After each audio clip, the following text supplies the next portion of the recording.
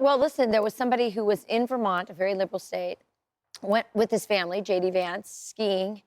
And boy, the Vermonters were not very friendly and welcoming. I don't think any conservatives would want to go to Vermont skiing anymore. I mean, look at this. Shocking to find out that the state that keeps sending us Bernie Sanders decided to turn out in support of against JD Vance because of the showdown in the White House yesterday. Peter, what bugs me about this is it's like if he was, like, I think families should be off limits. Hunter Biden sold out the country. There was a reason to talk about him. These kids are like 4 and 2.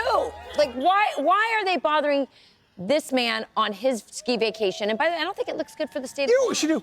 I think we should just go down the line, have an intrepid reporter go down the line and do a pop quiz and get every single one of them to identify Ukraine on a map. Well, I mean, right. Maybe they all know it, and I'd be very impressed. That would make me very happy that all those school children, all those people knew where Ukraine was. But I don't know. That'd be interesting. But this actually kind of does surprise me because the local reports say there were between 1,000 and 3,000 people. There are only so many Saturdays left in the season. And it looks like the snow, when you play the video, the snow doesn't look great. No. Maybe the runs are just too slicked over, or you can already see the dirt through. But you would think that these guys have something else to do.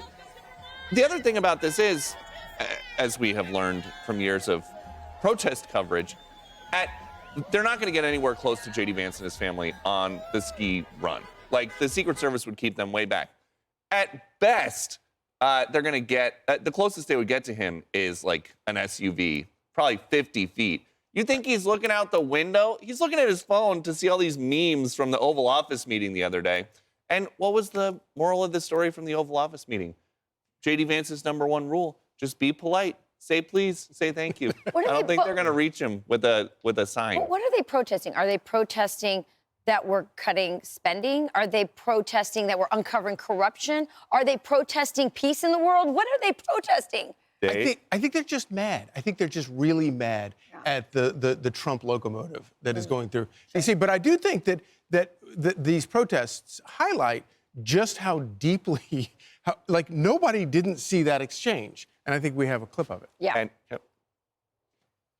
You're gambling with the lives of millions of people. You're gambling with World War III. You're gambling with World War III. And what you're doing is very disrespectful to the country, this country. That's back to you. Far more than a lot of people said they should have. Have you said thank you once this entire meeting? No, in this entire meeting, have you said thank you? Every time you watch it, it's like watching it for the first time. It's amazing. Honestly, you don't get tired of it. My favorite moment, you are gambling with World War III. And again, this has like really huge geopolitical implications. You talked about, do these protesters out there, can they even locate Ukraine on a map? Do those protesters know that this war in Ukraine has brought Russia and China together? Do they understand any of the things that are at play here? And what's more important to Zelenskyy, ending the war or trying to get a better deal out of the United States? I heard from somebody who was involved in the negotiations in the Oval Office yesterday after the show. Nothing is going to happen until he makes a public apology for the way that he acted in the Oval Office. Nothing. And he's now on a world tour where he will not just stand there in front of a microphone and say, I apologize. I accept responsibility for my actions in the Oval. So I don't know what happens next. Well, he did go to England, and in England they agreed to give him money for I guess in perpetuity, like forever, until this war is ended, which we know. And I think they're going to give him money to build weapons in Ukraine, but even the capacity they have in Ukraine is to build weapons, and the money they're given isn't going to last that long. The Russians can outdo them in that, and this will just get deeper and deeper. Here's what Zelenskyy said on X yesterday. He said, "We are ready to sign the minerals agreement, and it will be the first step towards security guarantees, but it's not enough. And we need more than just a ceasefire. Without security guarantees, it's dangerous for Ukraine. We've been fighting for 3 years, and Ukrainian people need to know that America is on our side. Maybe America needs to know you're on our side, because as you said, he can't even say thank you." Well, and of course, the problem here is that the deal that he went to the White House to sign was the exact deal that they have had in place for a week now. And it's not changed. It's the same one. He knows what it is. They wanted to sign it earlier. But of course, Zelensky's team wanted to have a big show of it and sign it in the White House. And then they go in there, they blow it up, and now they don't have what they need, and now they still need what they don't have. And Michael Goodwin's got a great timeline in the New York Post today where he went back and looked at what Democratic lawmakers were saying after their meeting with Zelenskyy right before the Oval Office.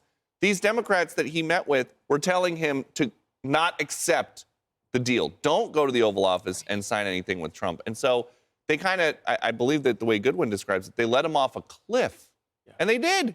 Yeah, they did. But after they had all agreed in principle to the deal. And let's not forget, this is the collusion. We spent how many years talking about freaking collusion? And it was all these exact same Democrats who are now colluding with Zelenskyy on this very issue, who were attacking and ultimately impeached President Trump about collusion. Is collusion not a rare earth mineral? Yeah, exactly.